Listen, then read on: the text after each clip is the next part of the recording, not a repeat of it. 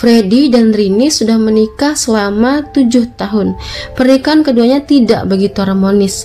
Penyebabnya karena masalah ekonomi, di mana Freddy tak bisa menafkahi istrinya dengan layak. Bertahun-tahun bertengkar membuat rumah tangga keduanya terasa hambar. Hingga di tahun 2018, Ferdi berkenalan dengan seorang gadis asal Linggau. Wanita itu bernama Sela. Perkenalan mereka terjadi di warung kopi tempat biasanya Freddy nongkrong dengan teman-temannya. Sela saat itu sedang bekerja di sana sebagai penjaga warung. Lantaran baru melihat Sela, Freddy pun mengajak berkenalan. Diawali dengan perkenalan yang bermotif pertemanan, Freddy lantas menyatakan perasaannya pada Sela. Saat itu ternyata gayung bersambut, di mana Sela juga mau dijadikan kekasih gelap Freddy. Setelah sekian waktu berpacaran, Freddy melamar Sela. Freddy mengajak Sela nikah sirih, dan lagi-lagi Sela mau, meskipun Sela tahu persis jika Freddy sudah beristri. Perselingkuhan Freddy dan Sela pada akhirnya diketahui Rini, istri sah Freddy. Rini pun memilih minggat dari rumah. Saat itu Freddy sempat menahan Rini, namun Rini sudah yakin untuk pisah dengan Freddy. Perginya Rini ternyata malah menjadi jalan Freddy membawa Sela pulang. Sedangkan Rini, istri pertamanya, ia sudah tak pedulikan lagi. Rumah tangga Freddy dan Sela memang tampak harmonis, tapi itu hanya sebentar. Seperti rumah tangganya dengan Rini, Freddy tak bisa menafkahi Sela. Freddy tak bisa mencukupi uang belanja rumah dan keperluan lainnya. Sela tentunya mengeluh. Ia meminta Freddy agar lebih gigih lagi mencari nafkah, karena itu merupakan kewajibannya sebagai suami. Namun nasihat Sela membuat Freddy emosi. Pria pemalas itu malah bersikap kasar kepada Sela.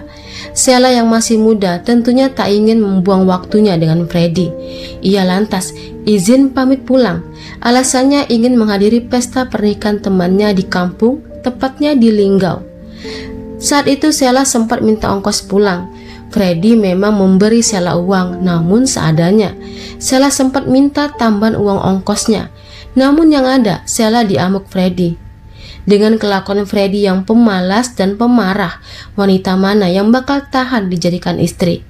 Sela lantas kabur dari rumah Freddy. Setelah 1 minggu tak pulang, Freddy lantas mendatangi rumah Ibu Masnang yang ada di Bandarjaya. Ibu Masnang merupakan kerabat satu kampung dengan Sela. Saat mendatangi rumah Ibu Masnang, Freddy bukannya bicara baik-baik. Pria tak berguna itu malah mengamuk. Bahkan ia menyelonong masuk dan memeriksa isi rumah. Lantaran tak menemukan Sela, Freddy kemudian mengancam Ibu Masnang. Barulah kemudian dia pun pergi. Kejadian sore itu tentunya diketahui warga sekitar, dan sejak saat itu Freddy sering mondar-mandir di depan rumah Ibu Masnang. Sebab itulah Ibu Masnang pun ketakutan. Selasa 11 September 2018, Freddy mendatangi lagi rumah Ibu Masnang. Baru buka pintu, Ibu Masnang langsung diamuk Freddy, dan lagi-lagi Freddy nyelonong masuk ke rumah. Lantaran tak bertemu Sela, Freddy lantas mengancam dengan sajam. Kemudian ia pun pergi. Semua perbuatan malam itu diketahui tetangga sekitar. Warga tentunya saling bercerita, mereka khawatir dengan keadaan Ibu Masnang. Sikap sok jago Freddy itu pun bukan hanya dengan Ibu Masnang saja, tetapi kepada siapa saja yang ia anggap tahu keberadaan Sela. Di tanggal 16 September 2018, sekitaran jam 9 malam, Freddy tak sengaja bertemu Anton di sekitaran rumah Bu Masnang. Freddy kemudian menanyakan keberadaan Sela pada Anton. Anton pun menjawab ia tidak tahu. Meskipun begitu, Freddy tetap saja mengintimidasi Anton. Kejadian itu dilihat seorang pemuda bernama Sarofil. Sarofil ternyata satu kampung dengan Sela. Ia tahu itu dari Anton. Freddy kemudian bangun dan mengejar Sarofil. Saat keduanya sedang ada di dalam lorong jalan, lagi-lagi dengan nada sok jago, Freddy bertanya pada Sarofil, adakah tahu keberadaan Sela? Sementara itu Sarofil yang sudah tersinggung duluan lantaran sikap sok jago Freddy tak menggubris Freddy.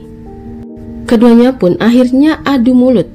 Freddy, laki-laki tak berguna ini, lantas mengeluarkan sajam dan mengancam Sarofil. Melihat itu Sarofil bukannya takut tapi makin emosi, hingga Sarofil pun ambruk setelah diberi 2 lubang tusukan di dadanya oleh Freddy. Melihat Sarofil tumbang, Freddy lantas kabur.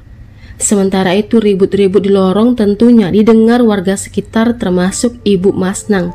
Hingga pada akhirnya mereka menemukan Sarofil sudah tak bernyawa di jalan lorong rumah mereka.